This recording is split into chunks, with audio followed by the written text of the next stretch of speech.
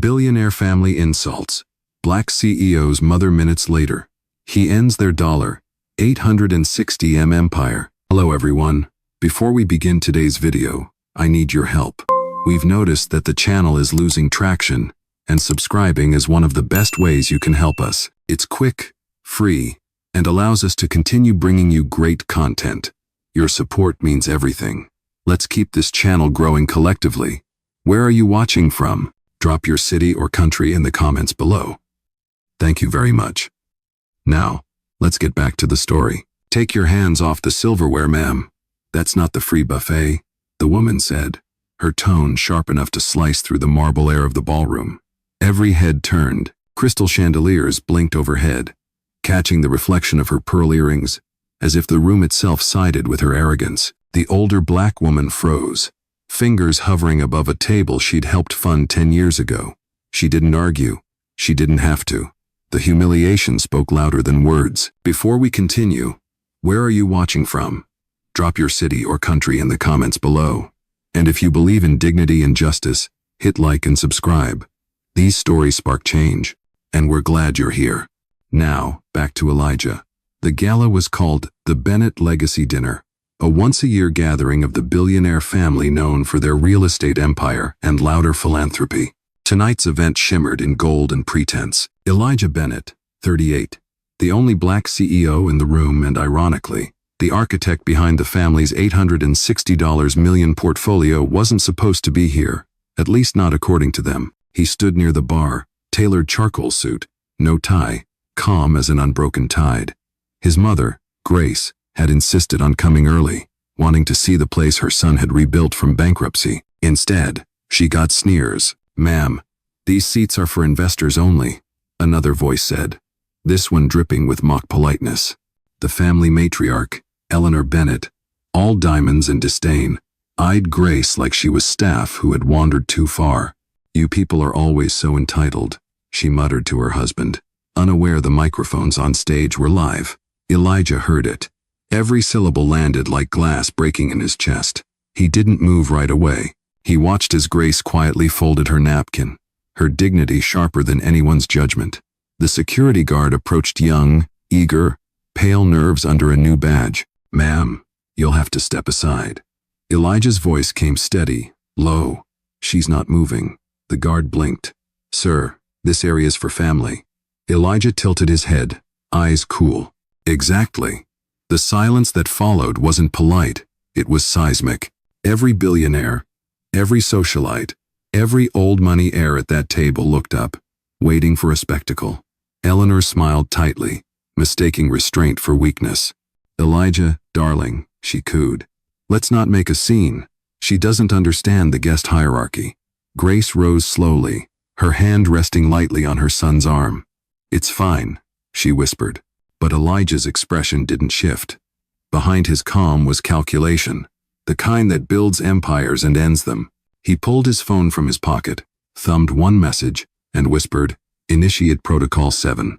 No one heard the reply, but within seconds, three discreet security heads at the back of the ballroom did. The live broadcast of the event paused.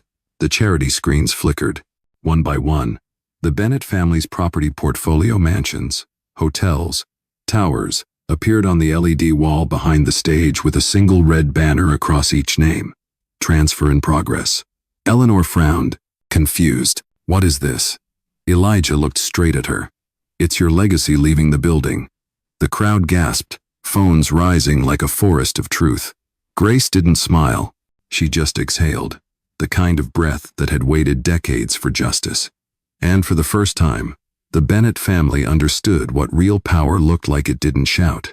It signed the checks. The room erupted before anyone could process what had just happened.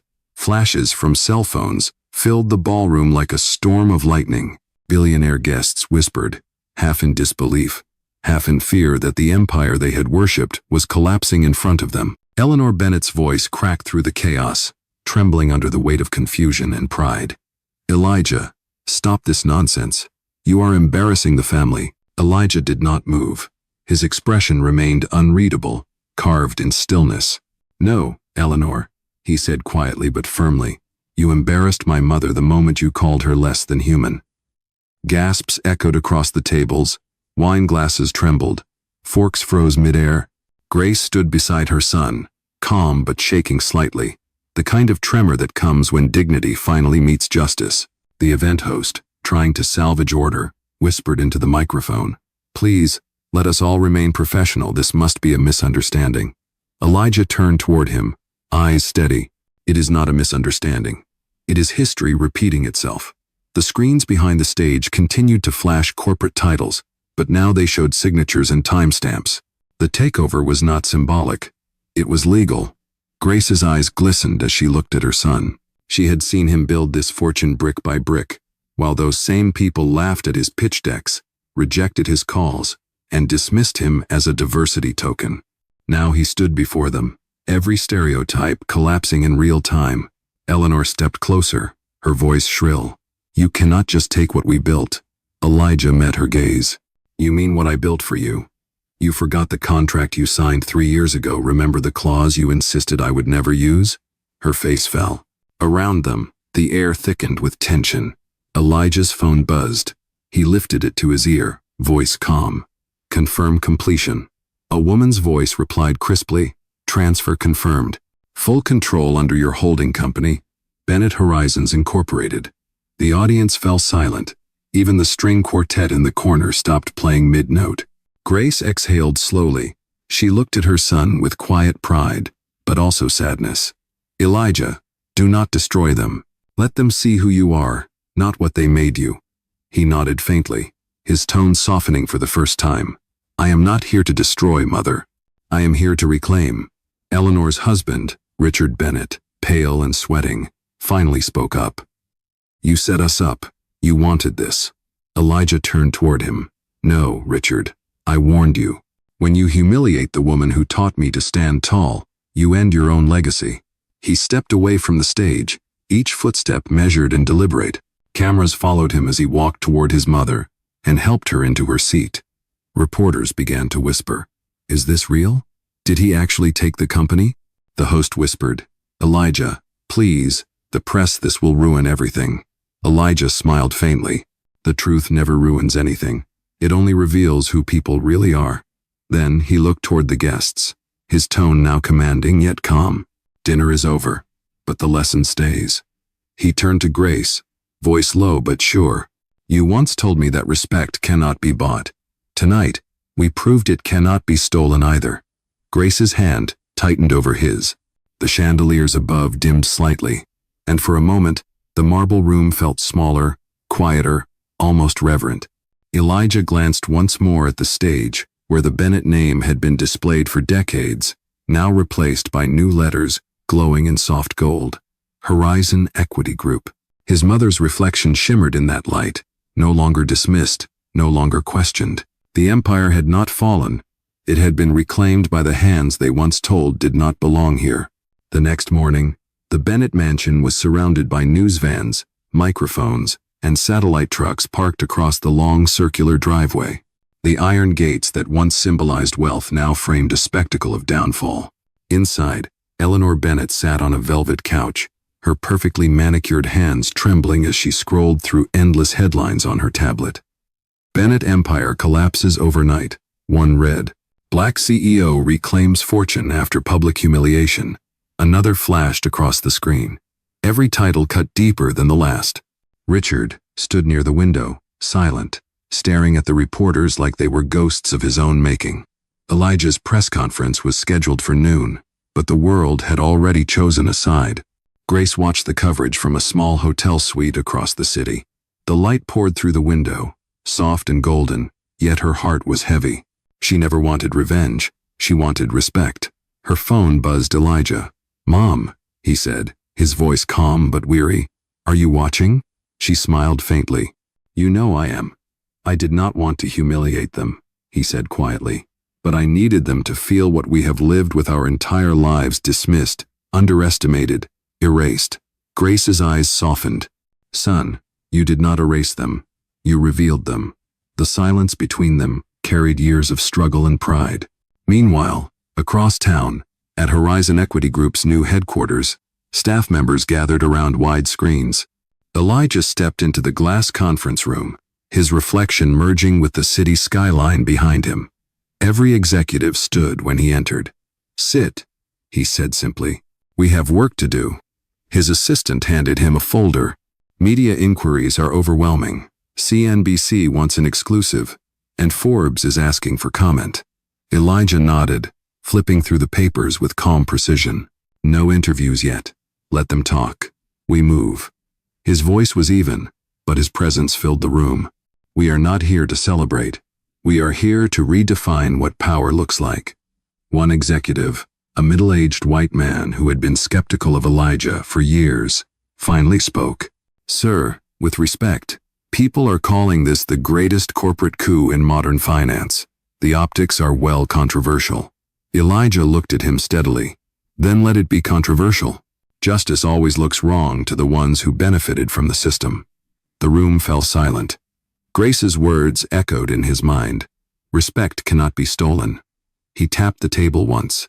"We will rebuild the Bennett assets into an equity trust focused on minority entrepreneurship, education, and housing. Every dollar they use to exclude people will now open doors." The staff exchanged glances, half shocked, half inspired. Elijah stood tall, his reflection cast across the glass walls. "Power means nothing if it does not create access," he said. "Starting today, Horizon Equity will fund 10,000 small business grants across the country. I want the paperwork by Monday." The assistant nodded quickly. Cameras outside flashed through the windows, their light pulsing like judgment. Elijah turned away from them. "Let them record," he said under his breath. "Let them see what rebuilding looks like." Across town, Eleanor lowered her tablet slowly and whispered, "He turned our empire into a movement." Richard replied bitterly, "No, he turned it into justice." And for the first time in their lives, the Bennett family understood what it meant to be powerless. By noon the next day, Elijah stood behind a podium at the Horizon Equity headquarters, the company's new emblem glimmering behind him on a black marble wall. Cameras lined the room, their red lights blinking like watchful eyes. The press had gathered from every major network, ready to question, to dissect, to twist his motives into headlines. He adjusted his tie not out of nerves but discipline, and began to speak. "Yesterday was not an act of revenge," he said, his voice calm, steady, carrying through the microphones. "It was an act of accountability." Murmurs rippled through the crowd. "For decades, my family's name was attached to an empire that profited from exclusion. Yesterday, that ended." A journalist in the front row, a young woman from the Wall Street Journal, raised her hand. "Mr. Bennett, people are calling your move a hostile takeover. Do you believe humiliating your family in public was the right way to prove your point?" Elijah met her gaze. "When someone humiliates your mother in front of the world, the only wrong move is silence." The room stilled. Another reporter from CNN leaned forward. "So what happens to the Bennett fortune now?" Elijah clasped his hands. "It becomes something worth its name. Horizon Equity is launching a national fund called the Grace Initiative. It will finance education, mentorship, and ownership for communities long excluded from boardrooms like this." Gasps filled the room. Cameras clicked faster. Elijah continued, "We are transferring $200 million into the program immediately. The first recipients will be young entrepreneurs from underserved neighborhoods across America. I built an empire once. Now I am building doors." The phrase spread through the room like a pulse. Grace watched the live broadcast from the hotel. Tears welled in her eyes, but did not fall. She whispered to herself, "That is my boy." Back at the conference, a male reporter spoke loudly from the back. "Mr. Bennett, some say you are turning a family feud into a political statement. Are you trying to make this about race?" Elijah looked up, the silence sharpened. "It became about race the moment my mother was told she did not belong at her own table. What I am doing now is about dignity." His tone did not rise, it deepened. And dignity is not political, it is personal. The room was silent again, save for the faint hum of cameras recording history. Elijah took a breath. "I did not build Horizon to destroy anyone. I built it to redefine what leadership looks like when no one expects you to lead." Then he paused, letting the weight of his words settle. If anyone here still doubts the value of justice, remember this: wealth without conscience is just noise. The press conference ended with applause not thunderous, but steady, sincere.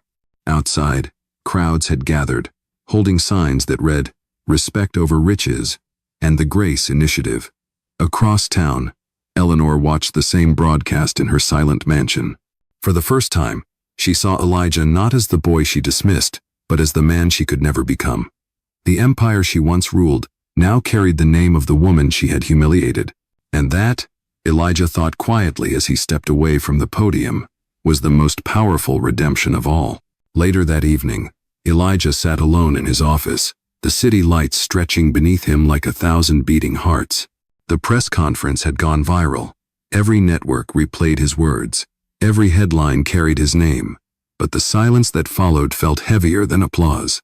He leaned back in his chair, looking at the framed photo on his desk, his mother in her old Sunday hat, smiling beside a younger version of him outside a rundown apartment complex. That picture reminded him why he started, and why stopping was never an option. His phone buzzed. It was Grace. "You did well, son," she said softly. "But you look tired." Elijah smiled faintly. "I am, Mom. Tired but at peace." Grace's tone shifted, gentle but knowing. "Peace is not the end of the fight, Elijah. It is the space between battles." He paused, the words sinking deep. "You always know what to say," he replied. "I only say what I lived," she said before hanging up. Elijah sat in silence, the city hum replacing her voice. He thought about the Bennett board members who had called him names behind closed doors, the investors who had refused to shake his hand, the colleagues who had assumed he was hired for optics, not strategy. Every one of them had watched him today and learned that silence was his sharpest weapon. Across town, in the Bennett estate, Eleanor stared out the window as her legal team argued in the background. "We can contest the transfers," one lawyer said. "You signed everything under emotional duress." Eleanor waved him off. "Do you hear yourself? He outsmarted all of us, and you want to pretend I was confused?" She walked slowly toward the grand piano where family portraits once stood. Most had been removed. The empire looked hollow now, an echo of arrogance. Richard entered the room quietly. "He gave it your name, Eleanor," he said. "The Grace Initiative. You cannot fight that. You can only face it." Eleanor's lips tightened, her eyes glossy but unbroken. "He took everything." Richard shook his head. "No, he took what was his.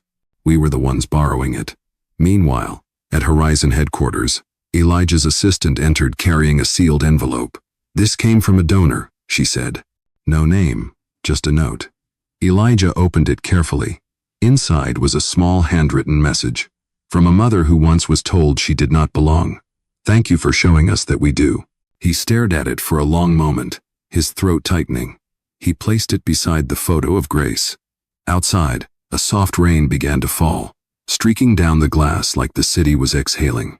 Elijah stood and looked out, his reflection blending into the skyline. The world had finally seen him, but more importantly, it had seen her, his mother, the quiet force behind every closed door he had ever opened. He whispered under his breath, "You belong everywhere now." Then he turned off the lights, leaving only the golden glow of the city to tell the rest of the story. The next morning, Elijah woke before dawn, the city still cloaked in a pale mist that softened the skyline. His mind was quiet, but his purpose was not. Today marked the first board meeting of Horizon Equity since the public transition. The room filled quickly with new faces, diverse, young, driven, each one chosen not for legacy but for potential. As Elijah walked in, conversation stopped. Every eye followed him. "Good morning," he said simply, his voice carrying both command and calm. He placed a file on the table. "This is the new agenda. We are not here to talk about maintaining power. We are here to talk about multiplying opportunity." His assistant projected a chart behind him showing cities, names, and startup profiles grantees of the Grace Initiative. "These are our first recipients," Elijah continued. "Single mothers starting community businesses, young engineers building affordable housing tech, students launching scholarship programs. They are the ones who will carry this forward." One executive raised his hand. "Sir, What about the Bennett assets still under audit? Should we pursue liquidation? Elijah shook his head slowly. We will not burn what we can rebuild. We will restructure those holdings into partnerships that give back instead of hoard. Power is not measured by what you keep, but by what you return. The team nodded, scribbling notes as he spoke. Outside the boardroom, media continued to swarm, but Elijah had stopped reading headlines. He was no longer fighting for image. He was building legacy. Halfway through the meeting, his phone buzzed. It was a message from an unknown number. He glanced at it, reading the words quietly. You taught me more in one night than I learned in 40 years. It was signed Eleanor. He stared at the screen for a long moment, then locked it and returned to the agenda without a word. But his hand lingered on the phone for just a second longer than usual. After the meeting, Elijah visited a community center downtown, one of the first funded by the Grace Initiative. Children played basketball on a newly painted court. A mural of Grace Bennett, his mother, covered one wall, her expression serene yet strong. Elijah stood before it, hands in his pockets, absorbing every color, every brushstroke. A young girl approached shyly. Sir, are you the man who built this? He smiled. No, young lady. I am the man who made sure you could. She grinned and ran back to her friends, laughter echoing across the court. Grace would have loved this sound, he thought. It was the music of possibility. As he turned to leave, his driver asked softly, Where to, Mr. Bennett? Elijah looked back once more at the mural, then out toward the city beyond. Home, he said. It is time to bring her home. For the first time in days, his shoulders eased, his breath steady. The empire was no longer a battlefield, it was a bridge. That evening, Elijah drove back to the old neighborhood where everything had started. The streetlights flickered the same way they had when he was a boy walking home from school, dreaming about skyscrapers while carrying groceries for his mother. The buildings were worn, but they still stood, like memories that refused to fade. He parked in front of their former apartment, now part of a community housing complex recently restored through the Grace Initiative. The brick walls had been repainted, and the front door gleamed with new hardware. For a moment, Elijah simply stood there, breathing in the scent of rain and asphalt, listening to the faint sound of children laughing somewhere nearby. Grace waited for him inside. She was seated by the window, wrapped in a soft gray shawl, a cup of tea steaming beside her. When he entered, she smiled, that quiet kind of smile that carried forgiveness and pride in equal measure. You came home, she said. Elijah nodded. I had to see where it began. He walked across the small living room, running his hand along the old wooden table that had survived every move, every storm. Do you remember when we ate dinner here with the lights out because the power company shut us off? Grace chuckled softly. You lit candles and called it a business meeting. Elijah smiled at the memory. I guess I was rehearsing. They both laughed gently, then fell into comfortable silence. Outside, the sound of the city softened into a steady hum. Grace reached for his hand. You know, Elijah, I never wanted you to carry my pain. I just wanted you to see the world differently. He looked at her, his voice low but full. I did, Mom. And I made the world see you differently too. She squeezed his hand tighter. You made them listen. He exhaled deeply, his gaze drifting toward the window where the city lights shimmered like distant promises. They did not want to listen, he said. But sometimes justice does not need permission. It just needs timing. Grace nodded. And you waited long enough. A knock interrupted them. Elijah opened the door to find a young woman holding a folder. Mr. Bennett, I am sorry to disturb you, she said nervously, but I wanted to thank you in person. I received one of the first Grace Initiative grants. I grew up 2 blocks away. I am opening my own design studio next month. Elijah's eyes softened. Congratulations. You are the reason this exists. The woman hesitated. I just wanted you to know. Your story changed how people here see themselves. When she left, Grace turned to Elijah. You see? You did not just take back power. You gave it away the right way. Elijah smiled, a quiet satisfaction spreading across his face. Then maybe that is what real inheritance looks like. Grace leaned back in her chair, the faintest glimmer of tears in her eyes. It is, son, and it suits you better than revenge ever could. Outside, Thunder rolled in the distance, not as a warning, but as applause from the heavens. The following day, sunlight filtered through the curtains of the small apartment, touching the edges of the old table where Elijah and Grace had fallen asleep talking. The air smelled of morning rain and coffee, and for the first time in years, peace did not feel like a stranger. Elijah woke quietly, looking at his mother as she rested in the chair, her breathing steady, her hands folded gently on her lap. He smiled. Outside, a group of children ran past the window, laughing as they chased a worn basketball down the street. Their laughter carried through the open window like music. Grace stirred and opened her eyes. "You are up early," she said softly. Elijah nodded. "I have a meeting with the city council today. They want to discuss expanding the housing program." Grace sat up, her eyes bright with pride. "They finally see what you are trying to build." Elijah took her hand. "They see because you taught me to stand in the light." A soft knock came at the door. When Elijah opened it, a reporter stood there, raincoat dripping, microphone in hand. "Mr. Bennett, may I have a moment of your time?" Elijah hesitated, then stepped aside.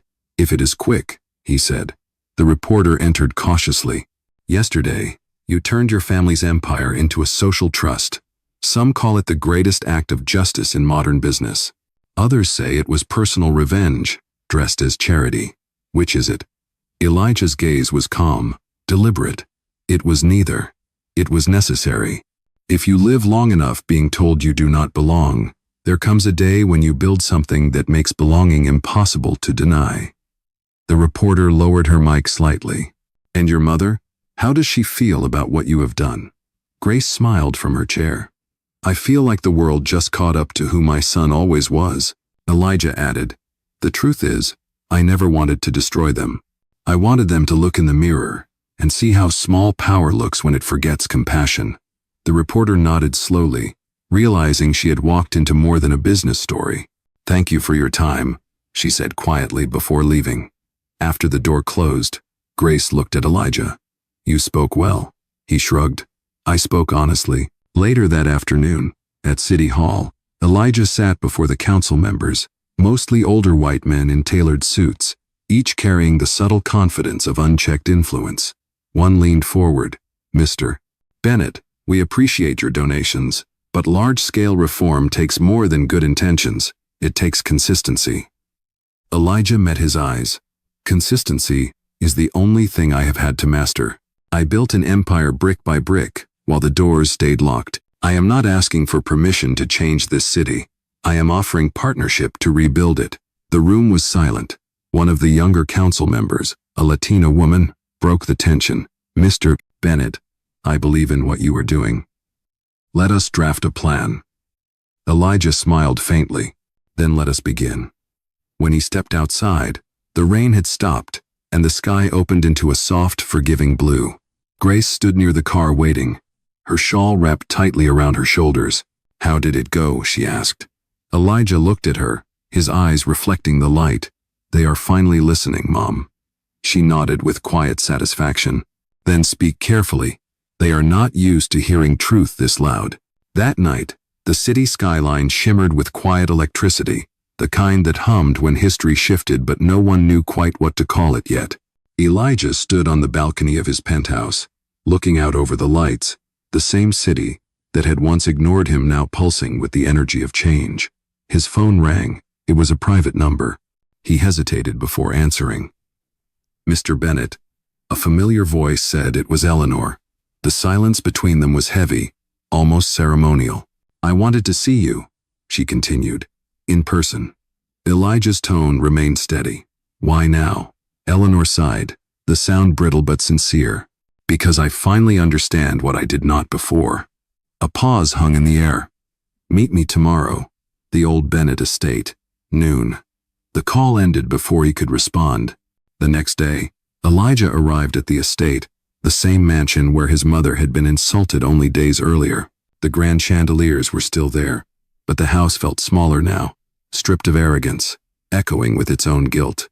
Eleanor waited in the foyer, her pearls gone, her posture softened. "You came," she said quietly. "I came to listen," Elijah replied. She gestured toward the piano where they had once hosted lavish parties. When you took it all, I was angry. Not because of the money, but because you exposed what I had spent my life hiding, that our wealth was built on exclusion, that we smiled while closing doors on others. Elijah studied her face. For the first time, she looked human, not royal. You could have changed it long before I did, he said evenly. You had the power. She nodded, eyes wet, but not the courage. I told myself we were protecting tradition, but all we were protecting was comfort. She turned toward the large portrait above the fireplace, an oil painting of the Bennett family in their prime. I had that replaced this morning, she said softly. Elijah looked up. The portrait was gone. In its place hung a new image, a photo of Grace at the gala, standing tall beside her son as the world watched. Beneath it, a small plaque read, "The moment dignity reclaimed its place." Eleanor continued, "I cannot undo what I said to your mother, but I can make sure no one forgets what it cost." Elijah took a slow breath. "Grace does not need your apology," he said, "but your acknowledgement matters." Eleanor nodded. "Then that will have to be enough." She reached into her pocket and pulled out a folded document. "This is the deed to the estate. It is yours now. Use it for whatever your initiative needs." Elijah hesitated. "This house carries too many ghosts." Eleanor gave a faint, tired smile. "Then fill it with life. That is how ghosts lose their power." He accepted the paper quietly, his fingers brushing against hers for just a moment. There was no forgiveness spoken, but something heavier, a surrender to truth. As he turned to leave, Eleanor called after him, her voice trembling. "Elijah, thank you for not becoming what we were." He paused at the door, his silhouette framed in the afternoon light. "I did not need to," he said. "You already showed me what that looked like." Outside, the air felt clean, almost reborn. For the first time, the Bennett estate did not loom like a fortress. It stood like a monument to change. The following week, the Bennett estate was transformed. Workers filled the halls where silence once ruled, removing old portraits, polishing the marble floors, and repainting the walls in warmer tones. Elijah stood outside watching as the family crest above the main entrance was replaced with a new one, the emblem of the Grace Foundation. The air felt lighter, freer. His mother arrived soon after, escorted by his assistant. Grace stepped out of the car slowly, her eyes lifting toward the mansion that had once symbolized exclusion and arrogance. "It looks different already," she said softly. Elijah smiled. "It will never look the same again." Inside, the grand foyer had been converted into a reception area filled with fresh flowers and community banners. Former employees who had once served the Bennetts now wore new badges, smiling as they greeted volunteers. Grace walked through the hall, touching the polished banister that once separated guests from staff. "You changed everything," she whispered. Elijah shook his head. "No, Mom, we changed what it meant." A small crowd had gathered in the ballroom, reporters, community leaders, young recipients of the Grace Initiative, and local families. The room was no longer a monument to wealth. It was a stage for rebirth. Elijah stepped up to the microphone, his mother seated in the front row. "A year ago," he began, "this space was known for its exclusivity. Only certain names were allowed through these doors. Today, it opens to everyone." Applause rose softly at first, then grew. "This house was built on arrogance," he continued, "but it will stand now on gratitude." He paused, glancing at Grace. "When my mother was told she did not belong here, the world watched. Today, I want the world to see that she owns it not through money, but through meaning." Grace lowered her head, overwhelmed with emotion. Elijah went on. "The Grace Foundation will provide education, housing, and mentorship across the country. Every dollar we raise here will go back into communities that were told they were not good enough, because they are more than enough." The crowd erupted in applause, cameras flashing as light spilled through the tall windows. When the event ended, a young boy approached the stage clutching a flyer. "Mr. Bennett," he said nervously, "I want to build something too, like you." Elijah knelt down, meeting his eyes. "Then promise me something," he said. "Build it for others first." The boy nodded earnestly. Grace watched from her seat, tears sliding down her cheeks. She whispered to herself, "He built more than an empire. He built hope. Later that evening, when the last guests had gone, Elijah and Grace stood together at the entrance. The plaque beside the door glowed softly in the light. It read, "The Grace Foundation for those who were told they could not." Grace looked up at her son. "You gave this place a new name," she said. Elijah smiled gently. "No, Mom. I just gave it back the dignity it lost." As they turned to leave, the doors closed behind them, not with the sound of finality, but with the quiet promise of a new beginning. Weeks later, Elijah found himself in New York, standing before a panel of corporate leaders at the Global Equity Summit. The room was sleek and cold, filled with some of the same faces that had once dismissed him as a young executive with too much ambition and the wrong skin color. The moderator introduced him with cautious reverence. Our next speaker redefined what justice in business looks like. Please welcome Elijah Bennett. As he approached the podium, the applause was polite, but the eyes watching him carried curiosity, not comfort. He adjusted the microphone. "For years," he began, "I was told success meant becoming the kind of man who would be invited to rooms like this. I believed that until I realized these rooms were designed to keep others out." A murmur spread across the audience. "We build systems that reward familiarity and punish difference," he continued. "And we call that professionalism." The words landed like thunder, controlled but undeniable. When my mother was told she did not belong in a ballroom that her own son built, it was not just an insult, it was a mirror held up to this very structure. I broke that mirror, not out of anger, but because it reflected a lie. The silence that followed was sharp enough to hear breathing. "You see," he said, his tone deepening, "equity is not charity. It is correction. It is not a handout. It is a hand returned." A woman in the front row nodded slowly, eyes glistening. "And if we are truly leaders," Elijah said, "then our legacy will not be defined by what we accumulate, but by what we repair." The applause that followed was no longer polite, it was genuine. Cameras flashed as people rose to their feet. Elijah looked out over the crowd, recognizing a few old colleagues in the back, men who had once spoken over him in meetings now standing to applaud. When the conference ended, the moderator approached him. "Mr. Bennett, there is someone who wishes to meet you," she said. Elijah turned to see a young black entrepreneur waiting quietly by the stage, holding a notebook. "Sir," the young man said nervously, "I have followed your story. You made me believe there is space for us here." Elijah smiled. "There is not just space," he said. "There is ownership. Never forget that." Later that evening, Elijah sat alone in his hotel suite overlooking the city lights. He removed his tie, loosened his collar, and stared at the skyline that had once felt unreachable. His phone buzzed a message from Grace. It read, "They are listening now. Keep speaking." He replied simply, "Always." He set the phone down and looked at his reflection in the glass. For the first time, he did not see the outsider fighting for validation. He saw the man his mother raised him to be, a man who did not need entry because he built the doors himself.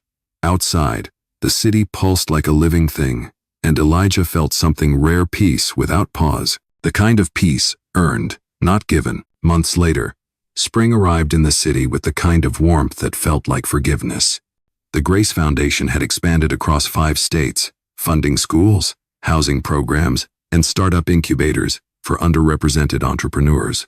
Every newspaper called it a revolution built on compassion. Elijah stood at the grand opening of a new youth innovation center in Atlanta, surrounded by students, community leaders, and reporters. Grace sat in the front row, her shawl draped over her shoulders, her eyes filled with pride. When Elijah took the microphone, the crowd hushed. "When I was a child," he began, "my mother told me that the world would not always open its doors for us, so she taught me to build my own." He paused, letting the memory breathe. Years later, those same doors that once shut in our faces now lead to classrooms, to offices, to homes filled with opportunity. That is not charity. That is justice finally keeping its promise. Applause rippled through the audience. Grace smiled, her hands folded gently, as if she were holding the moment itself. Elijah continued, "Every foundation has a story, but this one began with silence, one that echoed through generations. The silence of being overlooked, of being told you do not belong, We broke that silence not with anger, but with action. He looked directly into the cameras, his tone steady but fierce. To anyone watching this who has been told they are less than, remember this. Your worth does not need permission. It only needs recognition. The audience rose to their feet, clapping, cheering, some even crying. A group of teenagers waved handmade signs that read, "We belong," and built from grace. After the ceremony, Elijah walked off stage and found Grace standing near the mural that covered the entire side of the building. It depicted a woman's hand lifting another's, the sky breaking open above them. Grace turned to him, her eyes shimmering. "You gave them something to believe in," she said softly. "No," Elijah replied, smiling. "You did." She laughed gently. "Maybe we both did." As the crowd dispersed and the sun began to set, Elijah and Grace stood side by side, watching the colors shift from gold to deep amber. The sound of children playing in the courtyard below mixed with the hum of the city, a melody of new beginnings. Grace looked at her son. "Do you think it will last?" Elijah took a long breath, his voice quiet but certain. "It will, because this time the foundation is not built on pride. It is built on people." She nodded, resting her hand on his arm. "Then you have done it, Elijah. You have turned pain into purpose." He smiled, looking out at the horizon where the skyline met the clouds. "No, Mom," he said softly. "We turned it into power." The wind caught their words and carried them upward, past the rooftops, past the glass towers, into a world finally learning the difference between privilege and grace. And as the light faded, one truth remained clear: the empire was never the goal. It was always the lesson.